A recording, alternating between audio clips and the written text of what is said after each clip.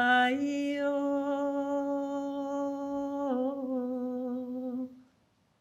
ai o, ai o,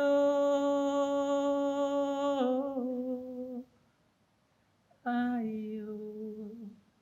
Ai o ki te arangi, aroha ki te arangi, koa ki te arangi, pono ki te arangi, kia tau ko te kahukura, te wairua korehere, te kawe, te tika me te pono. He tohu aroha tēnei ki te ao whānui, he maumahara ki te whai apapatūnuki. Mauri o te tātou. Ko te aroa te waka, ko Ngāti Rangiwewehi, Ngāti Whakaue, Ngāti Rorotarangi, Ngāti Tūwharetoa ngā iwi. Ko tainui te waka, ko Ngāti Maniapoto te iwi. Ko harauta te waka, ko Rongowhakaata te iwi. Ko takitimi te waka, ko Aitanga Māhaki te iwi. Ko Monehu Maraea Moyo, rāo ko Ngārua William Akumatua. Ko Bronwyn Yates ahau, tēnā koutou katoa. Our parents worked hard, and in doing so, they taught us about manaakitanga, about safety, vulnerability, privilege, sacrifice, healing, and commitment. They taught us to know and remember our history of where and who we came from, the strategic and innovative expertise of Māori, whether from the times of the Māori Battalion in the Second World War or from the words of their contemporaries like Te Rangihae. They held expectations of adherence to tikanga as sensible and normal, and they conveyed further expectation that we also held that responsibility of passing on our tikanga for our present and our future well-being. They taught us how to live full and brave lives, to accept that while we weren't rich, because we had land and we could grow kai, because we could sew and knit and be resourceful, we would never be poor. They encouraged us to stick to our beliefs and be staunch, to be passionate, tolerant. Although as brothers and sisters growing up, we really tested that concept of tolerance and of everything else that we did to do it well and to do it with humility. It was a noisy, music-filled home where debate was normal and the force of opinions could be heightened in moments. It was a place ripe to appreciate how lucky we were and how opportunities for service to our people would be something we should expect to engage in our adult lives. This is the title. Wada Jackson always talked about the essential necessity of having a good title for kōrero. I don't know what I'd think about mine. And, you know, if you knew Moana, he had that most brilliant way of conveying exactly what he thought through his eyes, well, in my case, to me. So anyway, my title conveys my reality, the concept of ako and leadership, how I see it today, knowing that what I learn tomorrow could change how I completely see it. So that being open to learning helps you to keep you open to knowledge, to change and development. It's important components to embrace in leadership. My leadership story isn't what I would call a rosy story, but it is a story of strength, resilience, belief, kaupapa, humanity, hopefully humility, fear, doubt, an array of people for whom and because of that I live and I breathe stronger and fuller today, 35 years on. Over the years, I've experienced phenomenal racist remarks and treatment. I have been targeted as the CEO for carrying out the expectations of respective governance, as school pioneering acts to honour the stiriti o Waitangi, instigate standards of quality for tuition, set organisational benchmarks, and manage organisational change. I've had my English translated. I've been called a myriad of horrendous names. I have been heralded by others for acting with courage, integrity, and staunch advocacy for the work I've had the privilege to be part of. Some people have hated me. Some people have loved and hated me. But thankfully, truly, truly thankfully, so many more people have just expected me to get on with it. And in the process of doing the job I signed up to do, together we've applied social justice like an armour to our mahi. And we've forged forward with high aspirations to achieve amazing, amazing results in adult literacy, in adult and community education, and tiriti o Waitangi-based developments. We have learnt from what is hard.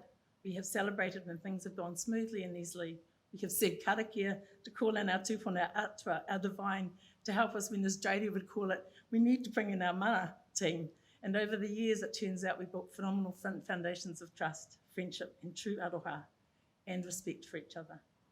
For my part, the bad moments never outshone the magnificent times. In the magnificent times, aha ko e hiti, aha ko he nui. they always defined the reality that what we were doing was to pursue, to fulfil a kaupapa that was an honour to be part of. One of my favourite guiding whakatauki remains vital to me. There are others too, of course, depending on context, and there are a number of favourite karakia that fully fill my soul, but this one, ko te Amorangi ki mua, ko te Hāpai o ki muri. This whakatauki has a distinctive translation in history, but from my mother, she always interpreted it to me with the vision to guide us. We work from behind to take the kaupapa forward. In view of all this, what tips, what words of advice do I have to share? Here's part of my list. Be the leader you are destined to be. And if you don't think you're a leader, then assume the position of leader because you probably are. Leaders of kaupapa, leaders of ideas, leaders of people, of learning. Build trust, work to a no surprises framework, and keep to the issues with those you work with. I remember some of the toughest conversations I've had with government officials. They could be really uncomfortable, but I recall that the difference is focused on the issues. In some of the early days, advocating for the recognition of adult literacy took heaps and heaps of effort and lobbying when hearing, no, not enough evidence, not a priority at this time. Is this the best use of taxpayer money? Where is your proof, etc.? It was really necessary to remember that the person across the table from me was someone's loved son, wife. You get the idea. Be inclusive of difference. Hang out with people who you may disagree with, and they may disagree with your ideas, who may challenge your ideas. Take their thoughts, toss them around, capture the value that they bring to you, enhance the direction, ideas, opportunities, and options. And at the same time, be authentically you. Respect your values, your navigating tools, your truths, your ideas, and your thoughts. It's true that you can be most open to others, but especially it's true when you have trust and confidence in who you are. Work to build legacies. Think about what gives you passion, what makes you feel confident in the face of adversity, that even so it is the right thing to do, and then nurture its development, share it with others, build your network, your web of support. Deal with apathy, but eliminate toxicity, and then refocus and rebuild. Be generous with your knowledge, but be quiet. Like you said, be open to learn too. Coaching your people is an absolute honour. I watched over time how my coaching moments with team members became more about exchange. And I guess adapting one of my favourite quotes, those who dare to lead must never cease to learn. Evaluate what you do and keep agile. Celebrate your successes and rinse and repeat. Understand your mistakes, dust yourself off and pivot. And make sure that the infrastructure, your policies, your procedures, your capacity and your capabilities remain fit for purpose. Take time to refresh, revitalise, whether it's a walk on the beach. For me in tough times, it was actually a trip to the Urupa, to the cemetery, or to our river, our wai. And in other times, just having kai with whānau and friends. Something I didn't do well enough, loads of times, was value your well-being and experience your spirituality, your physical body, your intellectual and mental fullness.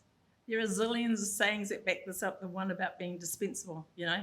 If you put your hand in a bucket of water, when you take your hand out and there isn't a hole where your hand was, then you're dispensable. Take some leave. Or the fabulous airline message for put on your own mask before attending to others. Loads of examples that your well-being is important. It is your investment in you. And if it helps you to do it because you find that hard to do, to put you in that place, then know and believe this. If you invest in yourself, you then can invest in others so much fuller, so much more fabulously. And we can then perpetuate what we seek to achieve: wellness, well-being, oranga. Keep being curious, keep being inventive, keep being politically engaged. When I left Literacy Aotearoa, I wanted to start an online literacy leadership book club. But it wasn't really about books. It was about the opportunity to have collegial conversations about how to address literacy leadership issues with people who, because of their day jobs, were often too busy to connect to. But things got busy, so I'll revisit this. In the meantime, I've asked ARLA Aotearoa, and I ask you now as providers in our communities to be part of an idea of ensuring that your students are enrolled, that their whānau are on the electoral roll. And then join with us, come up with some pithy slogans, some marketing strategies, so we can get our people to exercise their right to vote. I understand the reasons why we don't vote. Back in 1990, I was part of a national campaign backed by the National Council of Churches to register the non-vote. It was called Don't Vote, It Only Encourages Them. But now it's a time for strategy that gives our people the reason to feel that their vote could count, if enough of us did it together. My other more personal campaign lives on my fourth finger on my right hand. It's my thing that I do to provoke the question and the kōrero, and it's quite simply this. Whaia, Nana, Bronwyn, why do you have one brown fingernail? And I say, because I'm proud to be brown. But why only one fingernail? Because it stands out and it made you curious enough to ask me why. So that's that. And here's my report card. Before I left Literacy Aotearoa, I was swamped with accolades and gifts, treasures, taonga, heartfelt connections. And for it all, I feel enriched and forever appreciative of the people I have worked with and for. But before that time, I would frequently get notes or comments from people of the organisation, that made me know I was doing okay. When the new Tumuaki Claire McGowan started, I dropped her an email, and her thoughts of Literacy Aotearoa left me going. But I think the biggest flow and understanding I gained of how significant my style of leadership contributed to something great was on the Zoom call that we had last week for members of Literacy Aotearoa to join Peter Isaacs, our dear friend, esteemed colleague and brother-in-arms, who isn't very well at the moment.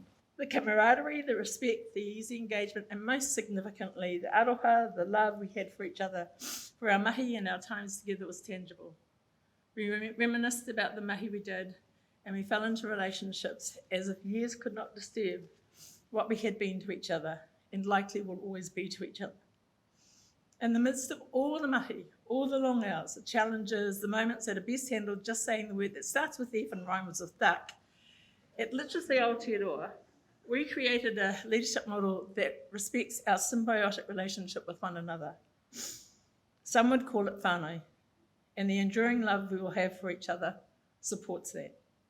And like the whānau my parents built, and most likely many of us have been privileged enough to experience, we held expectations of adherence to tikanga, kawa, policies, procedures as sensible and normal. We used our limited resources wisely and productively. We held fast to the Kaupapa Literacy Aotearoa. We managed our passions and differences, appreciating that our diversity creates richness that ensures sustenance and longevity to be of service to our people and our communities. And for this, rei rangatira mā, I thank you all. Tēnā rākau te katoa.